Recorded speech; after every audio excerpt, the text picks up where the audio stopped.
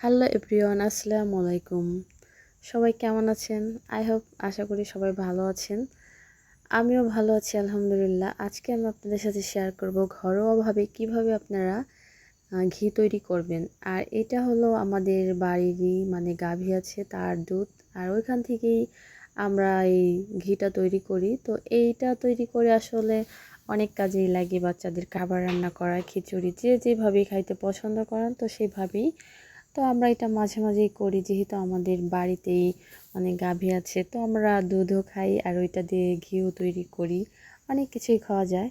তো এখানে আমার মা হলো গিয়া এটা তৈরি করার জন্য প্রসেসিং করতেছিল। তো আমি ভাবলাম একটু আপনাদের সাথে একটু শেয়ার করি যে এটা কীভাবে করে। তো আমিও কখনো করি নাই, তা জাস্ট দেখতেছিলাম। তো এগুলো, এই পাতাগুলো দেখতেছেন, এটা হলো খেজুর পাতা। আর খেজুর পাতাগুলো কি করতে হয়, চিকন চিকন করে ফাটতে হয়, তারপর হলো এইগুলো দেয়া হাতের ভিতরে নিয়ে চটকাইতে হয়। আর এই শরটা যেটা, এটা কিন্তু আসলে বেশ কিছুদিন তুলে রাখতে হয়। দুধটা জাল দেওয়ার পরে যেটা সুন্দর একটা সর পরে, ওইটা একটা কাচের বয়মে উঠায় রাখতে হয়। প্রতিদিন, একদিনও মিস দেওয়া যাবে না, ওই যেটা আপনি একটা পাত্র ভরতে হবে। তো ওইভাবেই আমরা এই কাজটা করছি। তো এখন আমাদের এই কৌটাটা একদম, তো তাই ভাবলো যে আজকে তৈরি করে ফেলি, কারণ আবার বৃষ্টির কি একটা আছে, হইলে তখন নষ্ট হয়ে যাবে।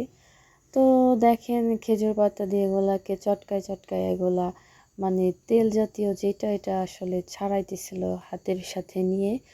তো দেখতে বেশ ভালোই লাগতেছিল জিনিসটা, যে অদ্ভুত কিভাবে কি করতেছে।